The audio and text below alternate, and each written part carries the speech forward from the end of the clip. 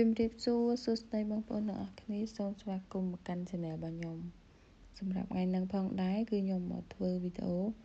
ចែកម្លែកបងប្អូនទាំងអស់គ្នាពីរបៀបនៃការដាក់ធ្មេញរូតដាក់រូតកុំឲ្យកោងធ្មេញកុំឲ្យរលកសាច់កណាត់កុំឲ្យរលកធ្មេញរូត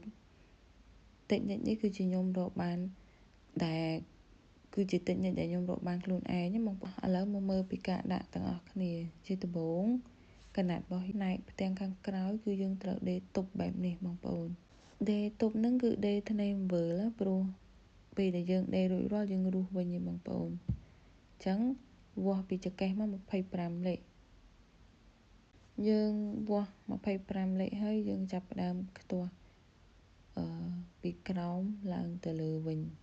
ហើយសម្រាប់ការខ្ទាស់នេះយើងបធូរសាច់កណាត់តិចតិចបងប្អូនមិនបធូរខ្លាំងហើយក៏មិនបធូរតិចទេមកល្មមសាច់កណាត់នេះដោយសារសាច់កណាត់នេះអត់សូវយឺតទេវាមកល្មមអញ្ចឹងយើងបធូរមកល្មមទៅតាមសាច់កណាត់យើងខ្ទាស់បដិញបែបនេះរហូតតផុតដល់លើទៅវាសល់ប៉ុណ្ណាសល់ទៅផ្នែកខាងលើមិនខ្វល់វាទេបងប្អូនដោយសារយើងវាស់ឲ្យសោកតាគៀកចូលរួចហើយព្រោះធ្មេញរូតនេះវាខ្លីបងប្អូនបើធ្មេញរូតមួយបែបទៀតគឺវាដាក់ផុតដល់លើវែងតែម្ដងតែនេះខ្លីអញ្ចឹងសល់ប៉ុណ្ណឹងសល់ហើយបងប្អូនបន្ទាប់ពីហ្នឹងយើងដាក់ខ្សែឡេវមកសម្រាប់ការដាក់ខ្សែឡេវគឺយើងដាក់កម្រិតពីសាច់គុណផ្នែកខាងក្រោយរបស់យើងហ្នឹងណាលំបាកពីម្ជុលឲ្យមកបងប្អូនកុំឲ្យដាក់គីពេកតែបងប្អូនដាក់គីពេកដេរបកមកអត់ស្អាតហើយវាសកត់ថ្មិញសកត់នឹងខ្សែឡេវហ្នឹងទៅវាត្មងក្រាស់បើកន្លែងហ្នឹងអត់ស្អាតទេណាបន្ទាប់ពីយើងដេរខ្សែឡេវខ្សែអីរួចរាល់ហើយចាប់ផ្ដើម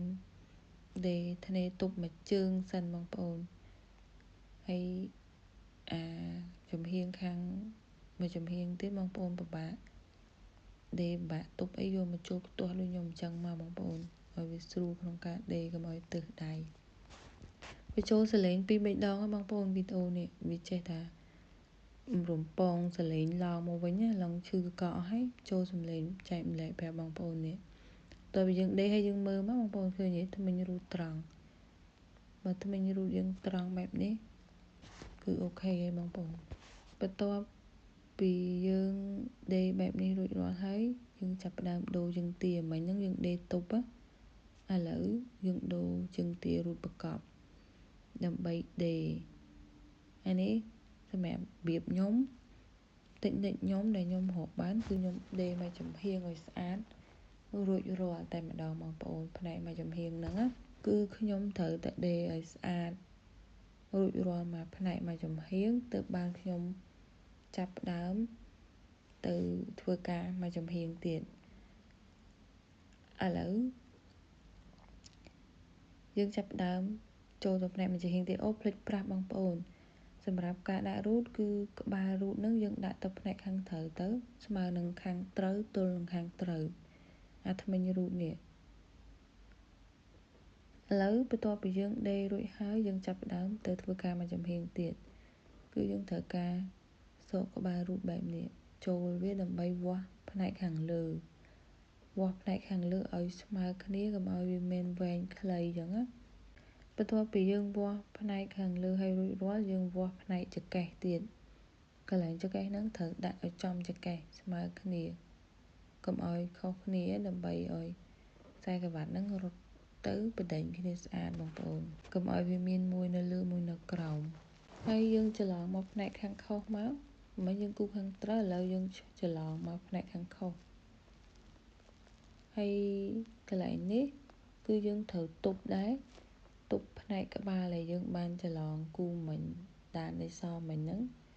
យើងដេរទប់បន្តិចនិយាយរួមផ្នែកមួយចំហៀងទៀតគឺយើងត្រូវដេរទប់គ្រប់កន្លែងដើម្បីកុំឲ្យខុសអានេះយើងទប់កន្លែងចង្កេះម្ដងដើម្បីឲ្យត្រេកចង្កេះរត់ត្រូវគ្នាបងប្អូនឥឡូវខ្ញុំចាប់ផ្ដើមដេរទប់ចង្កេះម្ដងមិញគឺដេរទប់ផ្នែកខាងលើឥឡូវចាប់ផ្ដើមទប់កន្លែងចង្កេះបន្ទាប់ពីយើងដេរទប់កន្លែងចង្កេះហើយយើងអាចចាប់ផ្ដើមដេរទប់តាំងពីក្រោម រហូតទៅដល់លើតែម្ដងអានេះខ្ញុំប្រាប់ពីរបៀបខ្ញុំតិចនិចខ្ញុំណាបងប្អូនដោយសារតែអ្នកខ្លះគាត់ជំនាញខាងដេរូតអញ្ចឹងគាត់អត់ដែលដេទប់អីដូចខ្ញុំទេតែទម្លាប់ខ្ញុំជាចាំបាច់គឺខ្ញុំតែងតែដេទប់បែបនេះមួយជើងសិនទើបបានខ្ញុំដេសម្រេចយកអញ្ចឹងណាអានេះគឺជាទម្លាប់រៀងៗខ្លួនបងប្អូនចេះរបៀបមិនស្រួលរបស់បងប្អូនធ្វើបែបហ្នឹងទៅ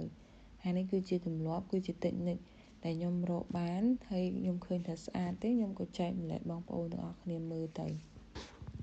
បន្ទាប់ពីខ្ញុំដេបែបនេះបានទប់ហើយរួចរាល់គឺចាប់ផ្ដើមរុះអាធ្នេដើមដែលយើងបានដេទប់ពីដំបូងណា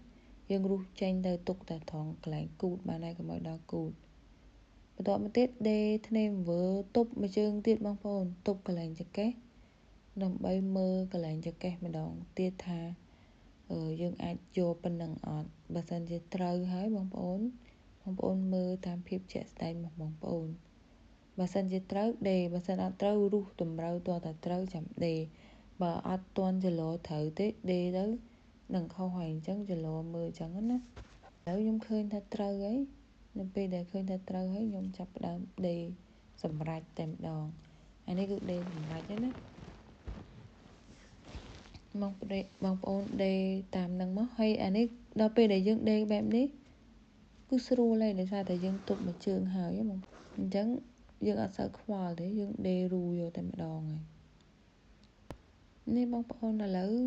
យើងដេសម្រេចហ្នឹងឃើញថារួចរាល់ហើយណាឥឡូវយើងទៅមើលទាំងអស់គ្នាថាចង្កេះរបស់យើងនៅពេលដែលយើងធ្វើបែបហ្នឹងចង្កេះរបស់យើងត្រូវគ្នាស្អាតអត់ឥឡូវយើងទៅមើលតោះឥឡូវនេះបងប្អូនឥឡូវឃើញថាត្រូវហើយចង្កេះរបស់យើងធ្វើបែបនេះគឺវាភាគច្រើនត្រូវច្រើនអញ្ចឹងវាអត់ខុសទេឥឡូវយើងដល់វគ្គដេក្បាលនេះគឺខ្ញុំកាច់បែបនេះដោយសារតែតាមពិតយើងបកតែបន្តិចក៏បានដែរតែដោយសារសាច់គុណផ្នែកខាងក្រោយរបស់ខ្ញុំនឹងវារាក់ដល់ពេលអញ្ចឹងគឺខ្ញុំកាច់ឲ្យស្អាតតែម្ដងដល់ពេលសាច់គុណរបស់ខ្ញុំរាក់វាអត់ដល់ធ្មេញរូតណាអានេះខ្ញុំប្រាប់ចំណុចខ្វះខាតរបស់ខ្ញុំបងប្អូនទាំងអស់គ្នាកុំយកតាមខ្ញុំកន្លែងហ្នឹងបងប្អូនដេសាច់គុណខាងក្រោយហ្នឹងឲ្យធំបន្តិចមកកុំឲ្យទូចដូចខ្ញុំអញ្ចឹងដល់ពេលអញ្ចឹងវាធ្វើឲ្យខ្វះសាច់គុណហ្នឹងវាអត់ដល់ធ្មេញរូតមើលមកវាអត់ស្អាតណាកន្លែងហ្នឹងតែជាធម្មតាគឺសាច់គុណរបស់ខ្ញុំតែងតែនៅលើធ្មេញរូតតែចែកដល់អីវីដេអូនេះគឺអត់ដល់អញ្ចឹងចាំខ្ញុំចែកម្លែកបងប្អូនទាំងអស់គ្នានៅវីដេអូក្រោយក៏បានដែរបង្ហាញពីការដេររូតបែបហ្នឹងដល់ធ្មេញឃើញស្អាតតែនេះដោយសារខ្ញុំសាច់គុណខ្ញុំវារាក់គឺយកបានប៉ុណ្្នឹងគឺខ្ញុំយកតែប៉ុណ្្នឹងតែម្ដងទៅបងប្អូនឥឡូវយើងដេបកបែបហ្នឹងណាដើម្បីគុណខ្សែលេវហើយនឹងក្បាលរូតបានស្អាតតែនេះអត់បានគុណក្បាលទេព្រោះវាអត់ដល់ក្បាលរូតបងប្អូនអញ្ចឹងបានបញ្ជាក់ប្រាប់បងប្អូនបងប្អូនដេដាក់សាច់គុណខាងក្រោយនឹងឲ្យរៀងធំចុះក្រោមតិចទៀតមកកុំឲ្យវាស្ទើរផុតដូចខ្ញុំអញ្ចឹងវាអត់ស្អាតឥឡូវយើងអាចដេគូតបានហើយបើសិនជាយើងមើលមុននឹងដេគូតយើងមើលសិនថាតើរូតរបស់យើងនឹងស្អាតនៅអីនៅអញ្ចឹងណាតើយើងអាចទទួលយកបានអត់បើយើងអូខេហើយយើងដេនេះបងប្អូនឥឡូវរួចរាល់ហើយណាឃើញថាស្អាតអត់មានកោងធ្មេញរូតទេហើយការចែកម្លែកនេះផងដែរបើបងប្អូនទាំងអស់គ្នាគិតថាមានប្រយោជន៍បងប្អូនទាំងអស់គ្នាអាចចុច Subscribe Channel YouTube ខ្ញុំម្នាក់មួយទៅដើម្បីតាមដានរាល់វីដេអូដែលខ្ញុំបានចែកម្លែកនៅពេលក្រោយៗទៀតចឹងណាហើយសម្រាប់ Channel នេះគឺខ្ញុំធ្វើឡើងដើម្បីចែកម្លែកពី technique ដេរខ្លះនិងរបៀបដេរខ្លះដែលខ្ញុំរកឃើញថ្មី